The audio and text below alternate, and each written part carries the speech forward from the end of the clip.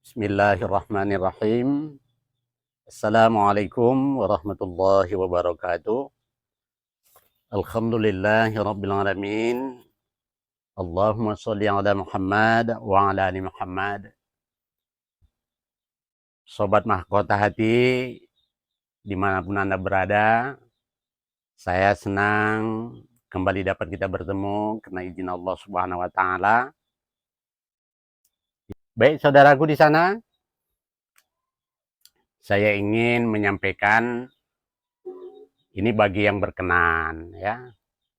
Bagi yang berkenan untuk boleh meniru, ya boleh juga mengikuti tata cara yang pernah saya lakukan ketika memang yang saya alami ketika itu adalah merupakan hal yang berat bagi saya.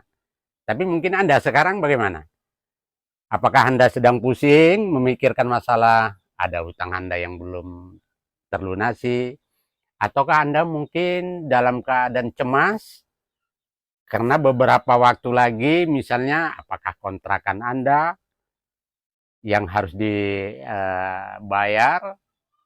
atau mungkin ada sesuatu leasing Anda.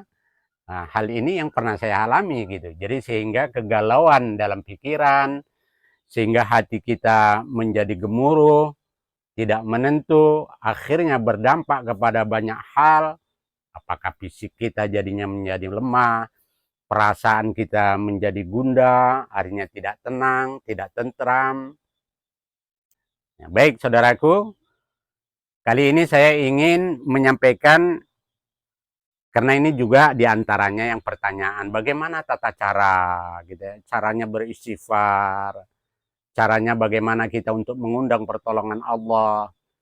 Ya, diantaranya itu sudah kita jelaskan, tapi kali ini saya ingin berbagi lah ya, berbagi untuk bagaimana ini saya tegaskan kembali, ya, agar kita melakukan sesuatu hal yang kita berkeinginan agar Allah memperhatikan kita, Allah cepat segera menolong kita, Allah akan membantu kita, memberikan taufiknya, memberikan ilhamnya kepada kita, sehingga kita melakukan suatu hal itu, apa yang kita harapkan, apa yang sangat kita butuhkan, insya Allah dia akan segera dapat perhatian dari Allah Subhanahu wa Ta'ala. Baik saudaraku, yang pertama kita tetapkan dulu dalam hati kita. Maksudnya dalam hati kita, dalam batin kita, merupakan keimanan kita kepada Allah Subhanahu wa Ta'ala, itu harus untuk dilatih dan dipaksakan, saudaraku. Kalau tidak ada sesuatu tantangan, maka kita tidak akan diberikan sesuatu hasil yang lebih. Maksud saya begini, ketika kita mau mengamalkan sesuatu, salah satunya yang saya maksud di sini adalah kita beristighfar. Di dalam beristighfar itu ada tantangan dari jiwa kita. Belum lagi tantangan dari luar. Tantangan dari jiwa kita itu sendiri kadang-kadang justru itu yang lebih berat, saudaraku. Jadi sobat mahkota hati yang saya cintai karena Allah, tantangan itu jangan kita jadikan yang menyebabkan kita menjadi menyurutnya rasa keimanan yang ada di dalam hati kita. Di antaranya yang saya rasakan, sobat, begitu kita dianjurkan oleh guru-guru kita, ustadz kita, ketika kita mengamalkan sesuatu agar kita istiqomah, agar kita konsisten, agar kita sungguh-sungguh, itu selalu kita diingatkan tentang itu.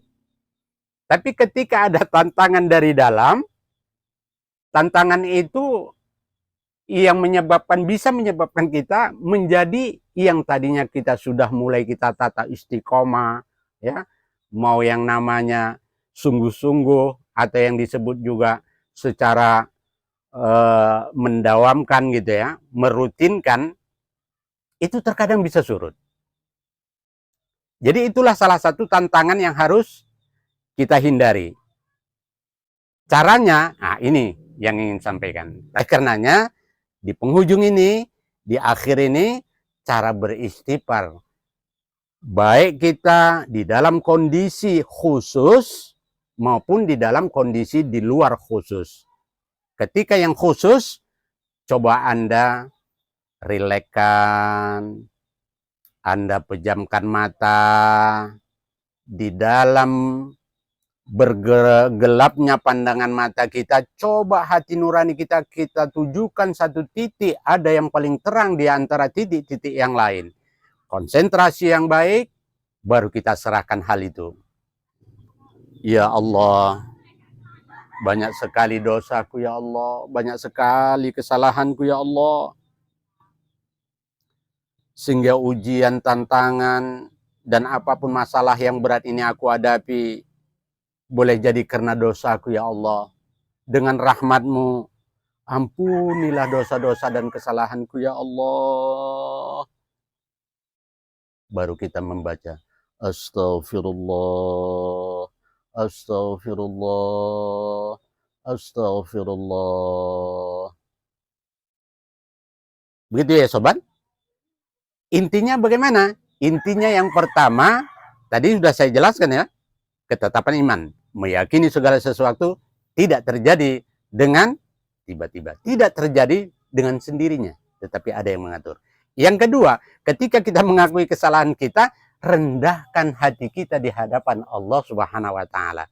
Terlebih-lebih di saat kita memohon taubat, di saat kita mohon ampun, hati kita lembutkan dengan penuh harap. Karena Allah suka sekali kepada orang yang bertobat dengan hati yang lembut dan dia menyadari kesalahannya. Demikian, semoga kiranya ada manfaatnya. Anda silakan mencoba.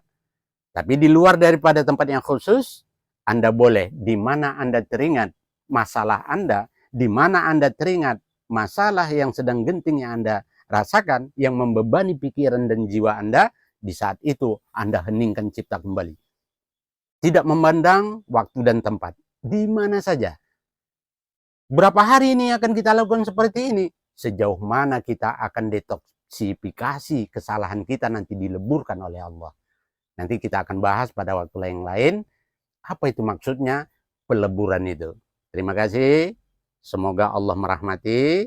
Dan inilah ini sedikit sekelumit untuk berbagi. Wallahu a'lam bishawab. Walhamdulillahirabbil alamin. Assalamualaikum warahmatullahi wabarakatuh.